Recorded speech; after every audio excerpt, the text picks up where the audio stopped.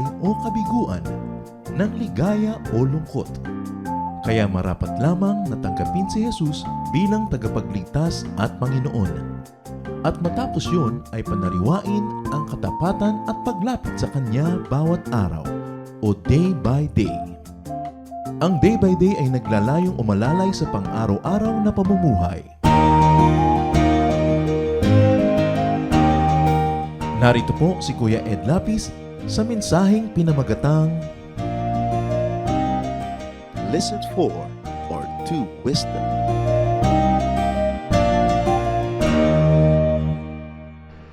Napakaraming errors ang dapat sana ay naiwasan kung nag-iisip-isip muna, nananalangin, nanunuri ang isang tao bago gumawa ng hakbang o pasya. Maraming mga buhay na sayang o kaya malaking bahagi ng buhay na sasayang dahil sa mga pagkakamali. It's important to be wise. Sa paglago ng ating pananalig, dapat lalong papalapit sa kalooban ng Panginoon sa Kanyang karunungan ng ating mga desisyon at mga hakbang. Listen for and listen to wisdom. Lord, we thank you that you are wise, that you are the God of wisdom.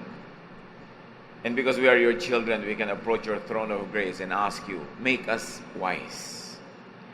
Turuan niyo kami, Panginoon, na ang mga pagpapala niyo makita, maparami sa aming buhay dahil kami ay wise. Bless us with wisdom. At this point, Father, we ask you to cleanse us, forgive us our sins, restore our physical strength, energy, and health, restore our intellect, and even improve it so we can understand you. Lead us. Be our speaker. At nawa ang mensahe niyo para sa amin ngayon, maging maiksi, praktikal, malinaw, maipamuhay namin agad ang mga bunga nito. Sa ngalan ng iyong anak na si Jesus, na pinanggagalingan ng mga pagpapagaling at pagpapala mo sa amin, dinadaanan ng lahat ng iyong kadakilaan tungo sa iyong mga anak. Nananalangin kami, nagpapasalamat. Amen. Listen for, maghanap-hanap, and listen to, tumutok, wisdom. Proverbs 1:8-9. My child, obey the teachings of your parents, and wear their teachings as you would a lovely hat or a pretty necklace. I'm reading from the Contemporary English Version. So napakaganda, sa simula pa lang, yung nagsasalita takes the position of a parent, somebody senior, somebody wise, talking to a young person, somebody who is still to know many things and should be teachable. At sabi niya, obey the teachings of your parents. Here, parents, among all humans and among all human relationship, parenthood is likened to the source of blessing. Wear their teachings as you would a lovely hat or a pretty necklace. Sa iba't ibang panahon ng fashion, iba't iba ang nagiging symbol ng pagiging fashionable, ng pagiging successful or a person of good taste. Kung yun naman ay magandang sombrero o magandang necklace, pero sabi, ano man yun, yung karunungan na nakukuha mo sa iyong mga magulang, isuot mo tulad ng pagpapahalaga mo, pagdi-display mo, pagpapakita mo sa tao ng iyong magandang mga bihis. Child here does not necessarily mean a biological offspring, although it can be included as a meaning of the word. Child is anybody that needs wisdom, could be taught, and therefore, the child here is everybody. Tayo yun. Kahit kayo mga magulang na rin, child pa rin tayo nung parent called wisdom. That nobody really arrives, no matter how advanced you are in years, it is important to remain teachable, to continue to seek teaching. At yung nagsasalita, parent here, or the parents mentioned, sabi, makinig kayo sa aral ng yung mga magulang, does not always have to mean biological father or mother. But usually, they are. Not all parents are wise, and not everything that parents teach us is wise, but usually, more often than not, parents are, and their teachings are wise. Therefore, parent here could be anyone who has and could impart good wisdom. People who have wisdom and could impart it. A parent is genuinely concerned with the child's welfare. has no vested interest, and is not manipulative. Usually. Napakalaking kabalintunaan ang magulang nagbibigay ng payo para imaniobra ang anak. Nagtuturo, nagbibigay ng kanyang kuro-kuro para paikutin ang utak ng kanyang anak para mapasunod niya at mapagawa sa kanyang selfish motive. Bihira yon. Kaya ang ginawang example dito ay parents counsel or a parental counsel. Kasi ang tunay na magulang, ang tunay na taong may puso ng magulang, nagbibigay ng payo sa ikabubuti ng pinapayuhan. Hindi para sa kanyang ikasasama at hindi para sa sariling kagustuhan noong nagbibigay ng payo. So tawagin natin yung parent dito sa Proverbs na ito na counselor number 1. Kasi may counselor number 2, just to differentiate. So everyone could be a child. My child, listen. Everyone could be a parent, meaning the dispenser of counsel. And everyone could be both child and parent at the same time, especially when counseling oneself. Nararanasan natin yan. Tayo yung bata, nangangailangan ng payo, pero tayo rin yung matanda na nagbibigay ng payo sa ating sarili. Ang dami-dami nating desisyon galing sa ganitong proseso ng paghingi ng payo. Humihingi ng payo mula sa sarili. Kaya, kahit sa pagbibigay natin ng payo sa ating sarili, dapat para tayong isang tunay na magulang. Ang ipinapayo natin, hindi yung gusto lang natin, kundi ano ba talaga ang mabuti, ano ang mainam, ano ang makakapagpaganda ng kalagayan ng pinapayuhan. Ano ba, pinapayuhan mo sa sarili mo, magda-drugs ba ako ngayon or not? There is a part of a person, especially kung nasanay na siya sa drugs o nagustuhan na niya yun, na ang ipapayo niya, sige, sumigi ka. Gawin mo yung gusto mo. Magwala ka, magkalat ka sa buhay, umabsent ka sa school, magtaksil ka sa asawa mo, payo mo yun sa sarili mo. Pwede maging ganon. Pero hindi payong magulang yun. Therefore, hindi mo pwedeng ituring yung sarili mo na magulang habang nagbibigay ng ganun payo. Kasi ang payo ng magulang, yung laging maganda, tama ang kauuwian, kahit mahirap yung proseso. So, a person could be the giver and the recipient of counsel at the same time.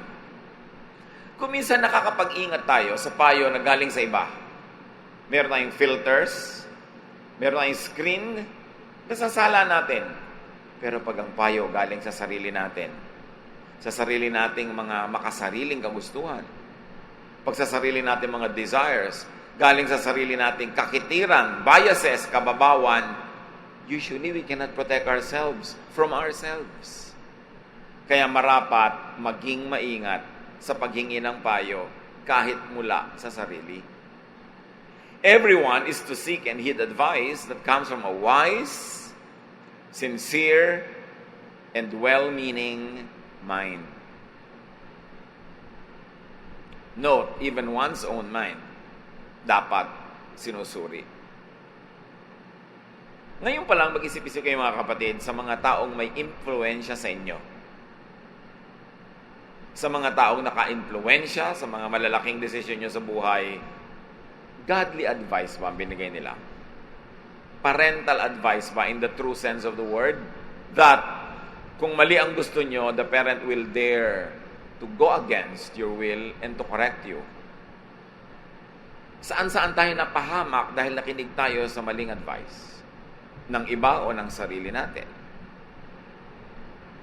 Godly counsel is to be valued, used, and displayed like a beautiful hat or a nice necklace. Kaya, napakayaman yung tao na ang nagpapayo sa kanya, ang pinapakinggan niya ay godly counselor. Yung ang ibinibigay sa kanyang payo, hindi para siya i-manipulate. So, importanteng suriin ang pinagmumulan. Kahit mga relihiyosong tao, relihiyosong katuruan, relihiyosong doktrina, susuriin mo pa rin kung godly yung counsel. Because a lot of religious teachings are manipulative. Na ang gusto lamang yung mga tao pasunurin, maging sunod-sunuran, maging tau-tauhan. Kaya nga yung mga Marxists, nagagalit sila sa established and organized religion. Sinasabi nila, religion is the opium of the people. And they are not completely wrong in making such a conclusion. Kasi napatunayan sa kasaysayan na napakaraming ginawang panggagamit sa tao ng religious doctrine. Pinapasubukang makipag-away, pumunta sa mga gyera, hinuhubaran ka ng iyong mga ari-arian at mga kakainin in the name of religion. Kaya dapat sinusuri mo rin kung manipulative ba. Ginagamit lang ba ako ng mga katuroan na ito para ako pakinabangan bilang isang spare part ng machinery ng isang relihiyon? Dapat sinusuri. Bagamat, kahit naman napakasinsira, napakagodly ng isang religious group or teaching, dapat naman talagang lahat magtulungan. Dapat naman talaga maging bahagi ka ng machinery. Pero dapat alam mo kung nandun ka because you are a part of the entire family or you are only being used as a spare part. Ganon din sa mga organisasyon, civic groups, corporate groups. Tinitingnan mo, ano ang gusto nila sa akin? At alam nyo naman, ang advertising, payo yan. Pag nakinig ka ng nakinig sa advertising, kahit hindi mo kailangan, bibilin mo. Dahil ang payo nila, bilin mo ang produkto namin. Bilin mo ang services namin. That's why pag nanonood ka ng mga commercials, nakakita ka ng mga print ads, mga posters, anything promotional, dapat may screen agad yung utak mo, may salaan. Iniisip mo, uy, anong manipulation ang gusto niyang gawin para makuha ang pera ko? Political talks, political rallies, political messages are also manipulative. Ang gusto naman nila sa inyo, boto. Laging merong gusto at gustong kunin sa iyo ang tao. Ang mga nanliligaw, manipulative ang mga messages niyan. Para paibigin ka, mahulog ang iyong loob. Halos lahat. Kaya dapat masuri, maging mapanuri ang tao. Para makaiwas sa mga kapahamakan na nangyayari sa mga taong napakabilis maniwala at napakadaling sumunod. So kailangan naghahanap tayo ng well-meaning, sincere, and wise advice. And we value it to the point that we wear it, it is visible. Dapat nakikita sa buhay natin, tulad na nakikita yung magandang kwintas o alahas, nakikita ng tao yung bunga sa atin ng good advice. Nakikita sa ating lifestyle, sa ating pananalita, at sa pagbibigay din natin ng payo sa mga nabibigyan natin nito. Sa pagpapatuloy, Proverbs 1:10-11, don't be tempted by sinners or listen when they say, come on, let's gang up and kill somebody just for the fun of it. And to go on, 13-14, we'll take their valuables and fill our homes with stolen goods. If you join our gang, you'll get your share. Ipinakita dito ng may akda ng proverb kung paano mag-manipulate ang propaganda. Paano magmaniobra ang maling payo. And let's call this counselor number 2. Remember yung counselor number 1, yun yung parental advice or parental advisor. Nagbibigay ng malinis, maganda, makadiyos na payo para sa ikabubuti mo. Itong counselor number 2, at ang dami nito. Ito yung ang payo para ka lang mabulag, mamanipulate, pakinabangan nila, and at the same time, at the end of the day, you will be destroyed. These are people who give ungodly advice, and they give advice to convince, manipulate, colonize your mind, to make people do evil or ungood things, and to tempt others with prospects of incentives. Laging may incentive ang ungodly counselor. May premyo. Merong ipinapakita sa iyong kakit-akit na bagay, kaibig-ibig, sa biglang tingin, na pag nagustuhan mo yon o dahil gusto mo na talaga to begin with, mabubulag ka na. Hindi mo na makikita yung panganib. Ganyan nahuhuli yung mga daga pag kumakagat sila ng mga trap, no, na merong pain. Ganyan nahuhuli ang lahat ng nahuhuli dahil may pain. Isang island sa Pacific ang merong mga unggoy na napakatitigas ng ulo, ang pilitin nilang gusto nilang kunin, hindi nila bibitawan, natutunan silang hulihin ng mga tao sa island na yon. Yung mga tao, kukuha ng malaking nyog, lalagyan nila ng butas, tapos doon sa loob ng nyog na yon, maghuhulog sila ng makinis na magandang bato. At At itong nyug na ito ay nakatali kung saan mang lugar na hindi mo pwedeng tangayin. Ang mga unggoy na dumaraan, sisilipin nila yung butas, makikita nila yung magandang bato, naaakit sila sa bato na yon, na-observe na yun ng mga natives ng island na to. So ipapasok ngayon ng mga unggoy ang kanilang kamay doon sa butas at kasya ang kamay nila. Kung gusto nilang ilabas uli ang kamay nila, pwede nilang ilabas anytime. Pero oras na naabot nila yung bato at nahawakan nila, hindi na nila bibitawan. At dahil hawak-hawak nila yung batong gusto nila, hindi na nila mabunot-bunot ang kamay nila sa maliit na butas. Pero kung bibitawan nila yung bato, mabubunot nila. Pero hindi nila bibitawan. Yun, yung counselor number 2. Binigyan ka ng kaakit-akit na bagay, nabulag ka na sa panganib, sa kagustuhan mong makuha yon at ma-maintain na sa'yo, kaya nahuhuli yung mga unggoy ng mga tao doon. They were either domesticated, and I don't know if they get eaten, pero hinuhuli sila, period. Gaano karaming tao ang natatrap dahil ayaw bumitaw? Sa anumang bagay o kanino man na gusto nilang kapitan na ayaw nilang bitawan. Gaano karaming tao ang may asawa na nahuhulog ang loob kung kanino na hindi niya asawa at ayaw na niyang bitawan, nalilimutan na niya na may mga anak siya, nalilimutan na niya na may mga magulang siyang masasaktan, mga kapatid na hihirapan din ang loob, ma-offend. May mga duty siya na makakalimutan na niya, ayaw niyang bitawan. Kaya dapat pinag-iingatan kung anong tinitingnan, pinapakinggan, at sinusundan. Lalong-lalo yung mga tinatawag na incentives. Kaya ang dami ring tao, kahit sa political field, nabubulag sa mga pwedeng manakaw, makurakot, nahahalina sila, nalilimutan nila na pwede silang ma-audit, pwede silang mabisto, pwede silang mabuko, at pwede silang makulong. Kasi nabubulag. Ano, mga kapatid, ang bumubulag sa inyo? Na nalilimutan natin maging matalino. Yung, matalino nga pala ako. Naalala mo lang kung may problema na. May mga bumubulag sa atin. Minsan yan, emosyon, madalas emosyon. Or desire, materialism, lust of the flesh, lust of the eyes, pride of life. Yung sa kagustuhan mong umasenso, sumikat, maging makapangyarihan, anong hinahawakan mong hindi mo dapat hawakan? Kasi dahil doon, nahuhuli ka. Incentives attract, blind, and manipulate the mind. And this is exactly how temptation works. Ganyan ang operation ng tukso. Merong iaalok sa'yo a proposal that you will find hard to resist.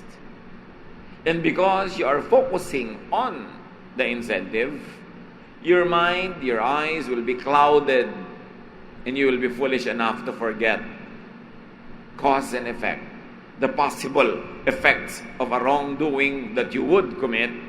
Kaya sa huli, pagsisisi. Sa huli, sobrang hirap o pait o parusa. Kaya mahalaga wise.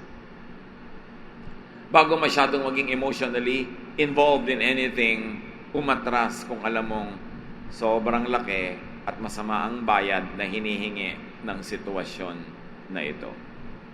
Proverbs 1:15-19. Don't follow anyone like that or do what they do. Yun ang mga nagyayaya. Sumama ka sa amin. Pag sumama ka sa amin, magkakapremyo ka. Ikaw din may mapapala. Ikaw din merong advantage. Sabi, they are in a big hurry to commit some crime, perhaps even murder. They are like a bird that sees the bait, but ignores the trap. They gang up to murder someone, but they are the victims. The wealth you get from crime robs you of your life. Totoo nun, totoo pa rin hanggang ngayon. Sabi, huwag kang magpapadala sa mga nagyayaya sa'yo sa paggawa ng mali. Ang nakikita lang nila yung pain na mukhang masarap. Hindi nila nakikita yung bitag. Ang kayamanan daw na nakukuha sa masama, nagnanakaw din sa'yo ng buhay. May ginagawa sa'yo. May kukuhanin at tatanggalin sa'yo. Bakit? Because the universe runs in perfect balance. Laging pag may debit, may credit. Laging zero balance ang ending. May ninakaw ka, may kinuha ka sa masama, may kapalit yon. Hindi pwedeng wala. Pag merong masamang ginawa na walang naging bunga, madidisorganize ang ikot ng mga planeta, masisira ang buong sangkalangitan ng lahat ng sangsinukob because universe is kept and maintained by balance. At pag walang balance, magkakagulo-gulo. Kaya nakakatiyak tayo, magkakabalance yan. Hindi pwedeng hindi. Babayaran ang utang na yan. Hindi pwedeng hindi. So do not listen to and do not follow counselor number 2. Keeping in mind that counselor number 2 could be yourself. Hindi laging iba. It could be yourself. Kaya pag nagkaroon ng nakawan, na ang nagdakaw, tagaloob, ang tawag, inside job, ang daling nagkakanakawan, ang hirap matrace. Pero natitrace din. Maraming pagkakamali, inside job. Ikaw din ang nagpayo sa sarili mo ng mali. Proverbs 1:20, wisdom shouts in the streets wherever crowds gather. What is the general idea of this verse? That wisdom could be found everywhere, from many people, from many types of people. Kaya nga ang sabi ng Desiderata, listen to others, even the dull and the ignorant, they too have their story.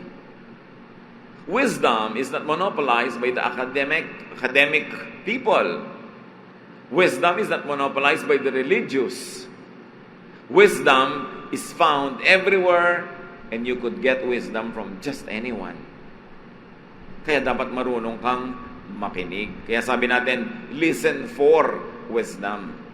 May sinasabi ang tendera ng isda, makinig ka. Listen for wisdom. Kapain mo yung mga sinasabi niya, hanapin mo, piliin mo yung mga nuggets of wisdom. May sinasabi ang professor sa school. May sinasabi ang iyong kasambahay, makinig ka kasi may alam yon na hindi mo alam. Walang merong monopoly ng wisdom. Kahit saan, pwede yang makuha. Kaya, hindi excuse kung wala kang formal education. Maraming tao walang formal education, mas wise pa kaysa doon sa mga graduado. Hindi naman guaranteed na pag graduado ka, meron kang wisdom. Knowledge, pwedeng meron ka. But the application of that knowledge to ways that will benefit you in a good way, yun ang wisdom. At kahit sino pwedeng meron nun. Napakahalagang lagi kang willing makinig. Do not stand from your ivory tower and look down upon people thinking that you know better than they. You probably are better informed, but it doesn't mean that you are more wise. Ang dami-daming tao very informed, pero foolish. Kasi surface knowledge lang yung alam nila. Facts, figures, information. But how do you assemble and how do you make configurations of the information you know so that you could make a godly, a wise decision? Yun ang mahirap gawin. At hindi na ituturo ng paaralan yun. Ang naituturo lang yung information. But what do you do with that? How do you process it? Of course, up to a point, good education will teach you how to process information and knowledge and turn it into wisdom. But there's no guarantee that always happens. So look everywhere for wisdom. Sa pagpapatuloy ng Proverbs 1:21-33, wisdom shouts in the marketplaces and near the city gates, and she says to people, how much longer will you enjoy being stupid fools? Won't you ever stop sneering and laughing at knowledge? Oh, sa marketplaces pa, you see, wisdom being vulgarized in a manner of speaking. Wala lang sa classroom, wala lang sa temple, hindi lang doon. Kahit sa palengke, sabi ko na makakakita ka ng wisdom. Sa mga daanan ng marami ng bayan, sa mga tarangkahan ng mga syudad. Sabi, gaano pa katagal kayo na magiging hangal? Kailan kayo titigil na manglibak, manglait sa karunungan? Yan kasi ang trabaho ng hindi marunong eh. To sneer at and laugh at knowledge. It is easy to know who a foolish person is. Ang dali niyang i-judge yung ideya ng iba, lalo't yung ideyang ayaw niya o ideyang hindi niya naiintindihan, sasabihin niya agad wrong. At ito, number one sakit ng mga relihiyoso. Any idea that does not conform with their local church theology could only be demonic or of the devil. Kaya mahirap kausap kuminsan ng mga relihiyoso, ang kikitid ng utak. Ang laki-laki ng highway, ng kalsada, doon lang sila dumadaan sa puting linya sa gitna. Kumikitid. Dahil iniisip nila, yun lang kanilang pananaw ang tama. Sabi sa Proverbs, kahit sa palengke, kahit sa kalye, makakakita ka ng wisdom. Walang specialists na may-ari ng lahat ng yan. Sabi niyo, huwag niyong libakin ang karunungan. Huwag niyong lilibakin agad ang isang ideya na hindi niyo naiintindihan. Baka kayo ang mali. And no matter how much you are convinced that you might be right, leave at least a certain space in your heart and in your mind that you could be wrong. Why? Because nobody is perfect. And your opponent could not be perfectly wrong and you perfectly right. Merong tama at merong tamang maririnig ka sa kanya at merong mali kang masasabi. Dapat tentative. Ang tao naghahanap ng karunungan, tentative. Hindi masyado agad permanent ang sinasabi. You never say never. You are ready and willing to be convinced. Pag may ideya na nadidinig ka na ayaw mong paniwalaan, hindi ka naniniwala, ang dapat mong sinasabi, hindi yung mali ka, ayaw ko makinig sa'yo, dapat okay, convince me. Give me your arguments and then I will think about it. Ang matalinong tao, hindi agad nag-yes o nag-no. Ang sasabihin ng matalinong tao, I shall see. Let's see. Hindi agad nangangako kasi napapako ka. Pagka nangako ka, nagbigay ka agad ng commitment, hindi mo pa nababasa yung fine print. May nagtitinda sa'yo ng kondo, may nagtitinda sa'yo ng lote, pirma ka agad dahil may libreng palanggana. Merong trap, merong enticement. Yung pala, nasa fault line ng lindol. Aanin mo ngayon yung palanggana. Lalagay mo sa ibabaw ng ulo mo pag gumuguho na yung building para hindi ka masyadong masaktan. Yan ang nangyari sa palanggana mo. Laging may offer yan. Kaya tatandaan nyo mga kapatid, pag may offer, pang-isipin nyo agad, what's the trap? This is the bait. What is the trap? Kaya't magmadali. Naku, pag pinagmamadali ka ng advertisement, huwag kang magmamadali. Kasi sa pagmamadali, doon kang magkakakommit ng mistake. Bago ka pumirma, basahin mo lahat-lahat, including the fine print. Kasi pag kailangan mo na, hindi pala i-deliver yung gusto mo kasi hindi mo alam. Sabi sa verse 23 ng Proverbs 1, listen as I correct you and tell you what I think. You completely ignored me and refused to listen. You rejected my advice and paid no attention when I warned you. So, when you are struck by some terrible disaster, or when trouble and distress surround you like a whirlwind, I will laugh and make fun. You will ask for my help, but I won't listen. You will search, but you won't find me.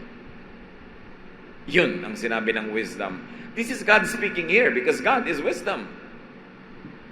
Sabi niya, sa hindi mo pakikinig sa akin, sa katigasan ng ulo mo, mapapahamak ka, magkakagibak-gibak ka, magkakawasak-wasak ka, at akala mo maaawa ako sa iyo. No, no, no, no. Pagtatawanan kita. Ikaw naman ang lilibakin ko. Magpapatulong ka pero don't expect me to help you. Kasi nung ino-offer ko sa iyo, bago ka nagkamali, ayaw mo. Ngayon nagkamali ka na, tsaka ka palalapit, natural. Kasi nagkamali ka na. No, you won't find me. You will pay the price. There will be a balancing. Kaya sinasabi na sa scripture, a person who remains stiff-necked after many rebukes will suddenly be destroyed without remedy. Hindi natin naiintindihan ng Diyos madalas. Akala natin yung awa niya, lagi nila yung binibigay, kahit di ka deserving. Sabi niya, hindi ka nakinig sa akin nun, it's my turn. Ako naman ang hindi makikinig sa iyo. Verse 29, No, you would not learn, and you refused to respect the Lord. You rejected my advice and paid no attention when I warned you. Verse 31, now you will eat the fruit of what you have done until you are stuffed full with your own schemes. Sin and self-satisfaction bring destruction and death to stupid fools. But if you listen to me, you will be safe and secure without fear of disaster. Kaya kailangan makinig. Kanina ng umaga, nag-post ako sa Facebook nung mga mapa, nung ruta, yung linya ng fault line mula sa Bulacan hanggang Muntinlupa, patungo pa kung saan-saan. Sabi ko doon, kung nakatira kayo dito sa fault line, mahirap mang gawin, lumipat kayo kasi mas mahirap namang abutan pa kayo ng malakas na lindol. May nag-PM sa akin, sabi, ipag-pray na lang po kaya natin to, Tito. Sabi ko, iha, mag-pray ka, pero lumipat ka pa rin. Ipag-pray mo na tulungan ka ng Diyos lumipat, ipag-pray. Pero huwag mo ipag-pray na huwag lumindol dyan, nakatakdayan. Parang ikaw yung nakatira doon sa tabi ng ilog, tapos ipag-pray mo, huwag kang anurin pag bumaha. Ba't di ka mag-pray na makalipat ka at lumipat ka? Bakit mo ipag-pray sa Diyos na ibahin niya ang geography? Ibahin niya ang topography, ibahin niya ang lahat-lahat para lang for your convenience. Kaya iba nagtataka, Pastor, bakit po ipinag-pray naman namin nung nagkasunog, nasunog pa rin yung bahay namin? Di ba, dikit-dikit yung neighborhood nyo, tapos marami doon nga salasalakbat na kuryente, may mga iba nagkakandi-kandila pa.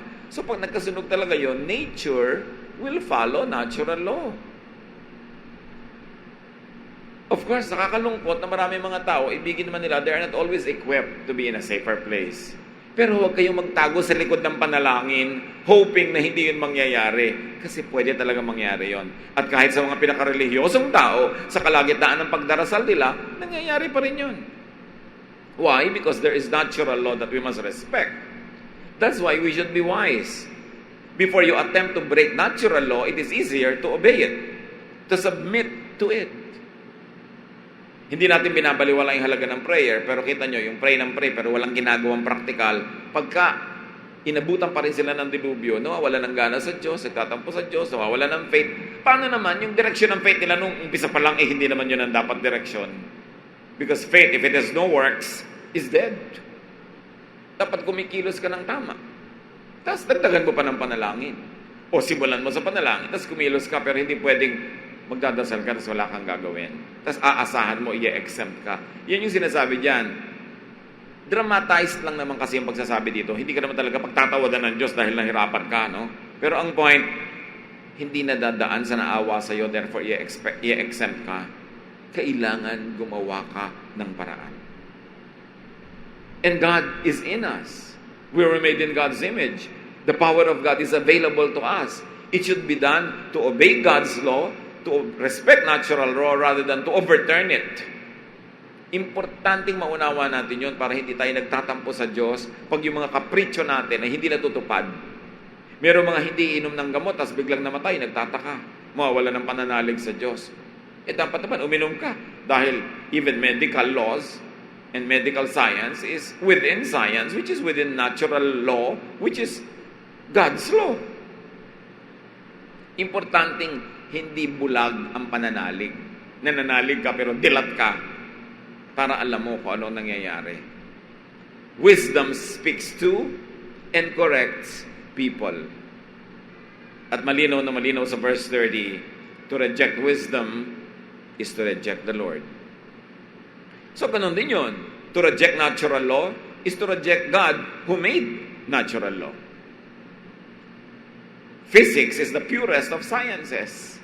And all physical laws were created by the one divine God who created everything. So para mo baligtarin yun, ibig sabihin hindi ka nagsasubmit sa divine authorship. Those who refuse to listen, pay a high price. Wisdom saves only when it is sought before, not after a mistake is committed.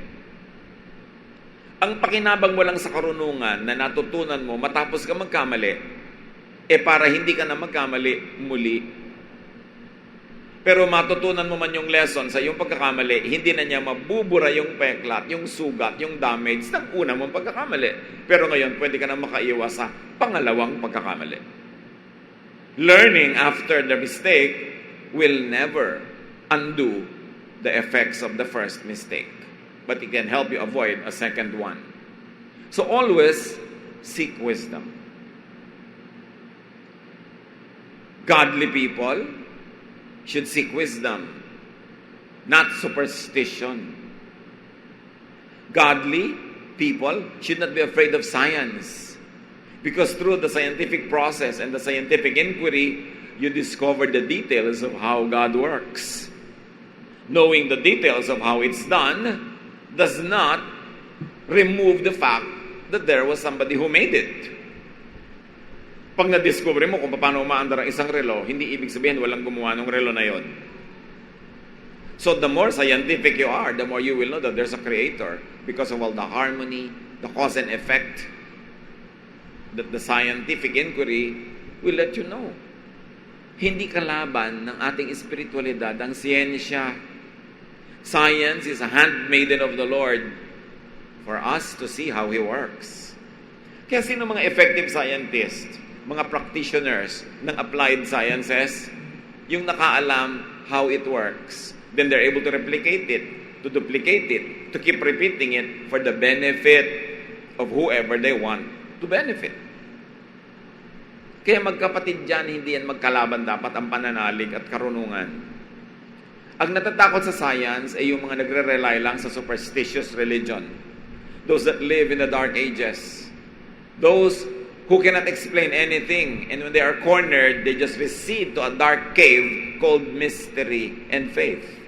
Hindi yan para sa mga tunay na mananampalataya. Ang mga tunay na mananampalataya matatalino. And if you have to prove something you believe in using theorems and configurations, do it. That will only point to the genius of the master designer who is our God. So always seek wisdom. Do not hide in ignorance and never use it to cover up for whatever shortcomings we have. Always identify the wise from fools.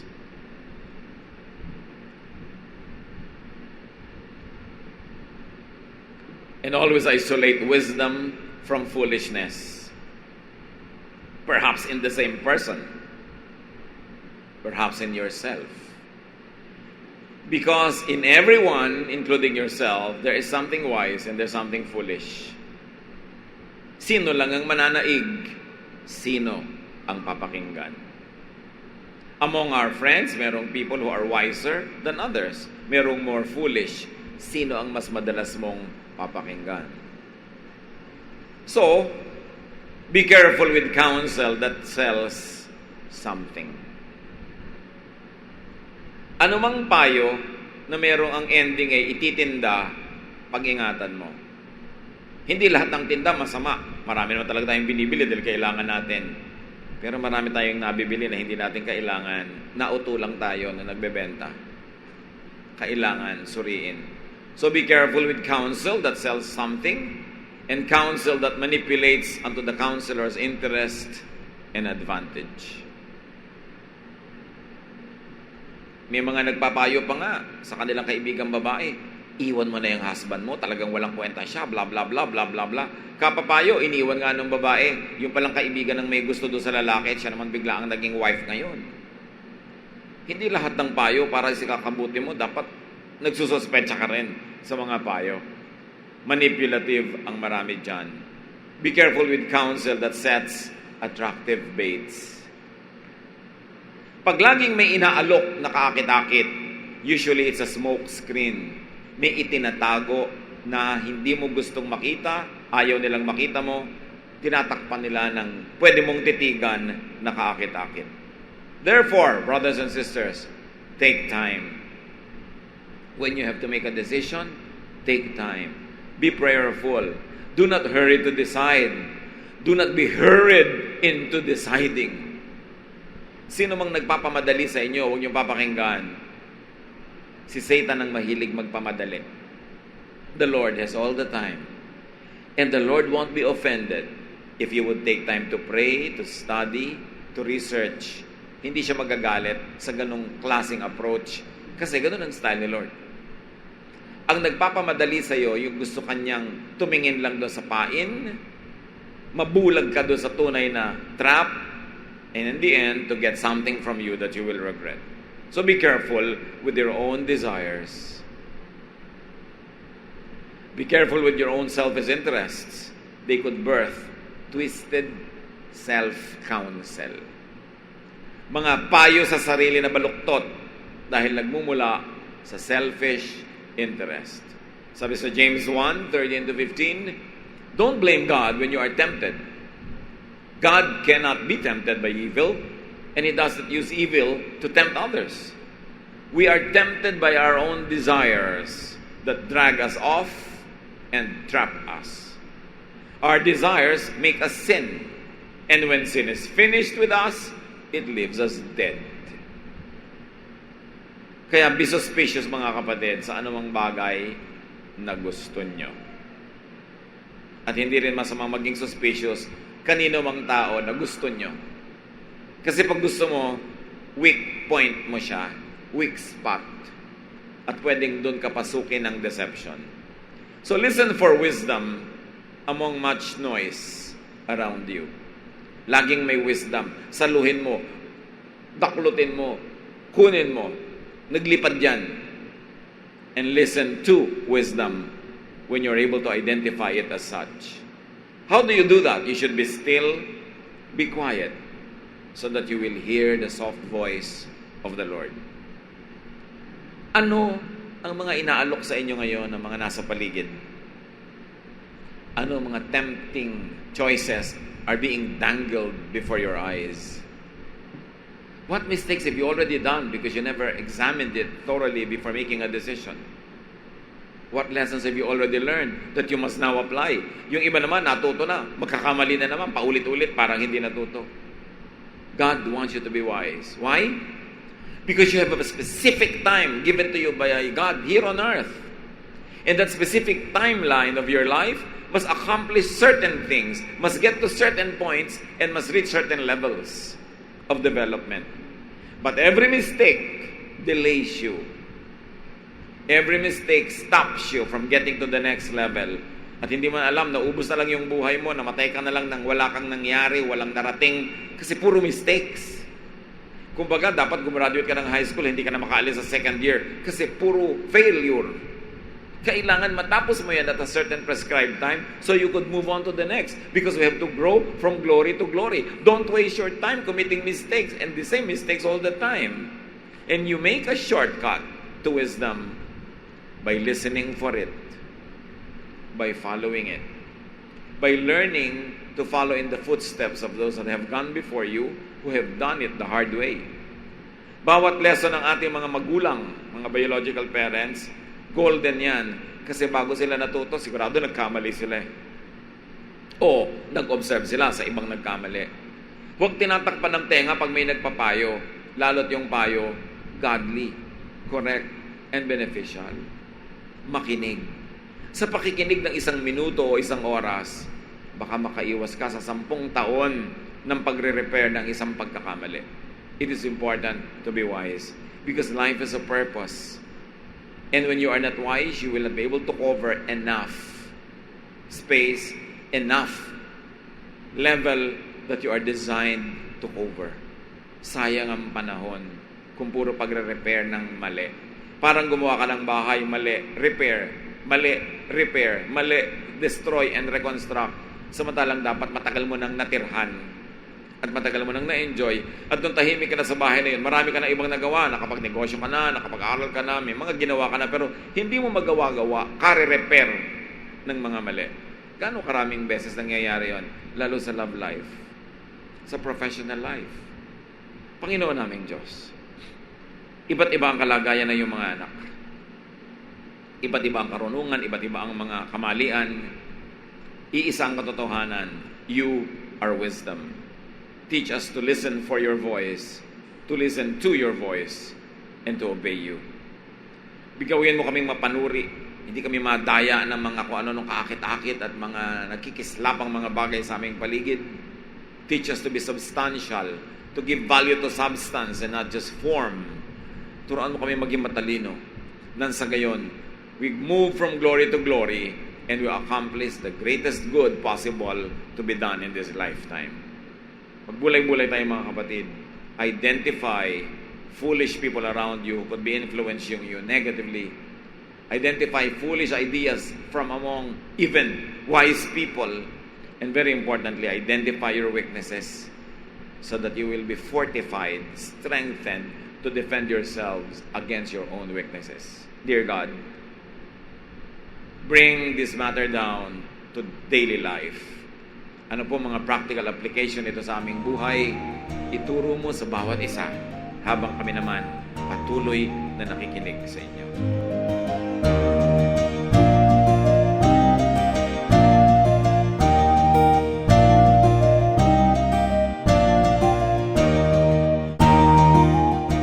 Ang katatapos pong mensahe ni Kuya Ed Lapis ay pinamagatang Listen for or to wisdom.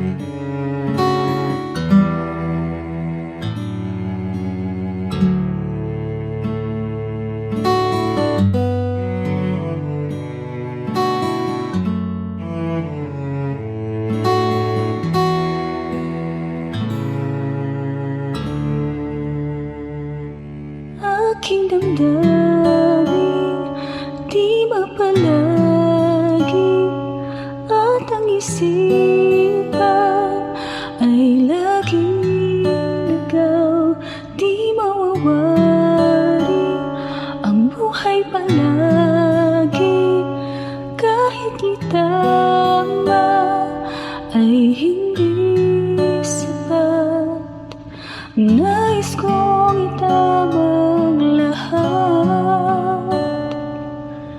ngunit iabot at di sapat. Jesus, kailangan kita. Jesus, hindi mangangamba. Jesus,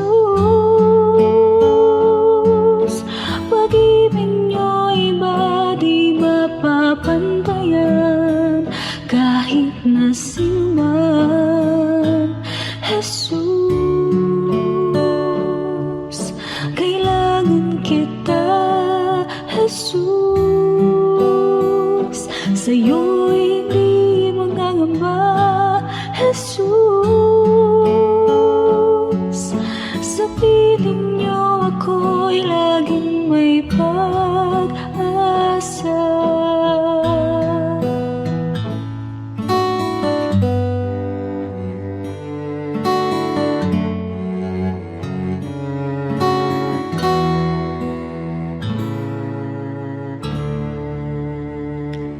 Aking damdamin, di mapalagi at ang isipan ay laging ligaw,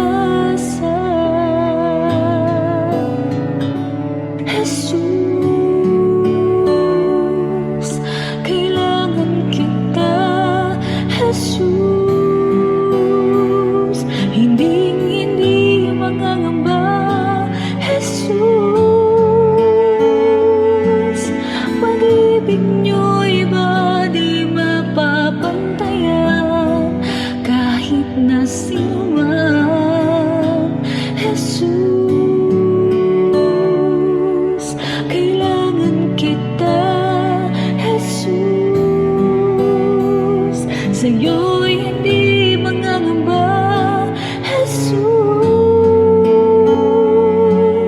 Sa piling niyo ako'y laging may pag-asa.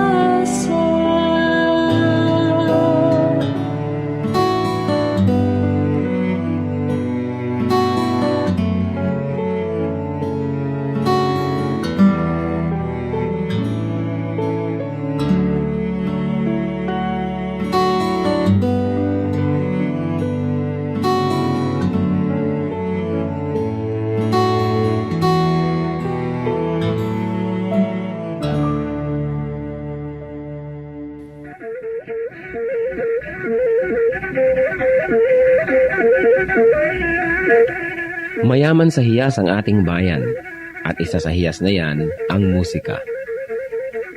Napakaraming nalilikhang tunog ng mga Pilipino mula sa iba't ibang instrumento. Narito ang palendag, instrumentong pangmusika ng mga Maguindanao sa Cotabato.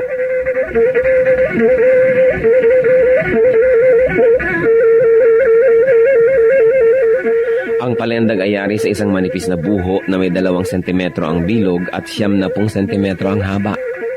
May 4 na butas ang palendag, isa sa ilalim para sa hinlalaki ng tumutugtog at 3 naman sa ibabaw para sa iba pa niyang mga daliri.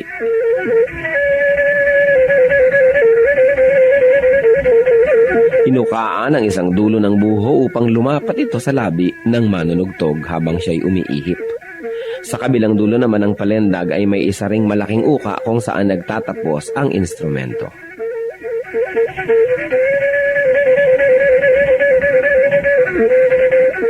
Ang pagtugtog ng palendag ay pawang improbisasyon ng manunugtog. Wala siyang sinusunod na sukat o ritmo at ang pagtugtog ay pagpapahayag niya ng kanyang nadarama, lalong-lalo kung siya'y nagliligaw o nagpapahinga.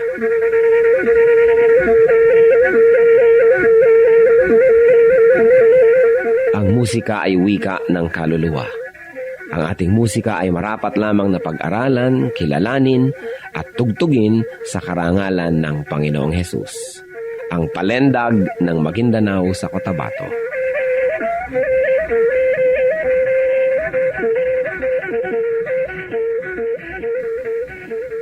Sa inyo po, Panginoon, lapat itong aking loob na sumilong at pasakop, makisuno at sumukob. Sa tuwing kayo'y lalapitan ay lagi nang gumagabay, taus-pusong lumilingap sa bawat pusong sugatan. Kabutihan niyong matapat, bukas palad kong magbigay, kahit ang tulad kong abay, walang patagong anuman.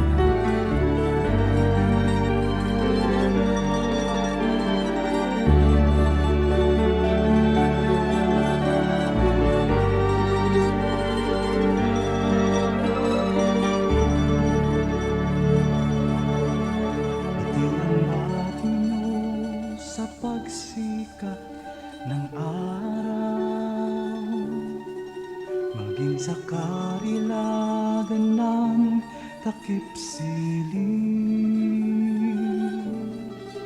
at sa kandili nyo ako'y hindi maliligaw. Datnan man ang unos sa lalim ng dilim. Sisikapin kong bilangin ang mga bituin, isa-isahin ko man bato sa buhangin. Walang makahihigit sa lawak ng iyong pagtingin, sa kalinga nyo pagmamahal sa akin. Alleluia, alleluia, alleluia, alleluia, alleluia,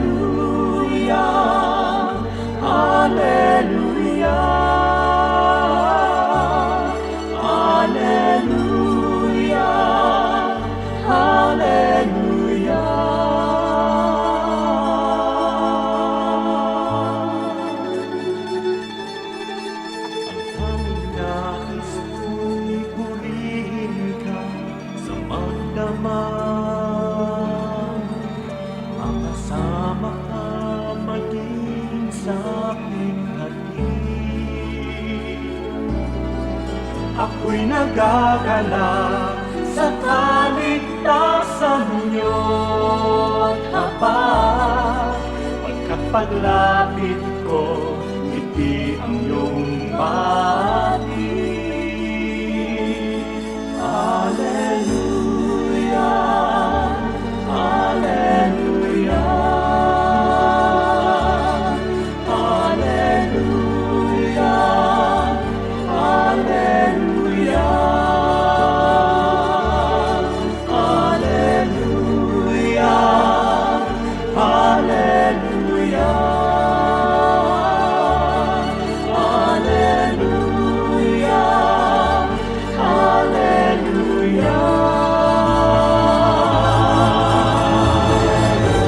Ngiti ang iyong bahati sa bawat sandali, kayo'y hindi nagsasawa. Ako'y dinilisan, di niyo hinayaan, kayo ang laging kasama. Ngiti ang iyong bati sa bawat sandali, kayo'y hindi nagsasawa. Ako'y dinilisan, di niyo hinayaan, kayo ang laging kasama. Hallelujah, Hallelujah,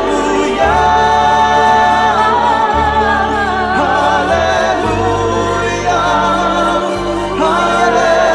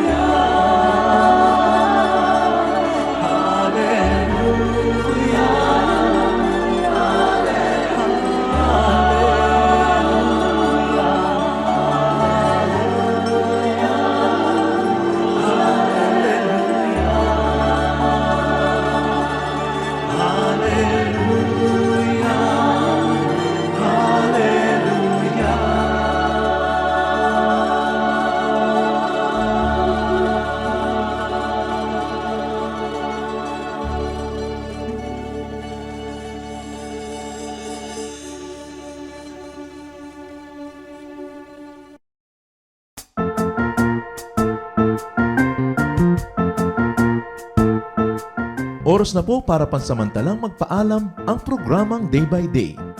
Tayo po'y magsama-sama tuwing ika-6 hanggang ika-7 ng umaga, araw-araw. Magandang umaga po at mabuhay ang Panginoong Hesus!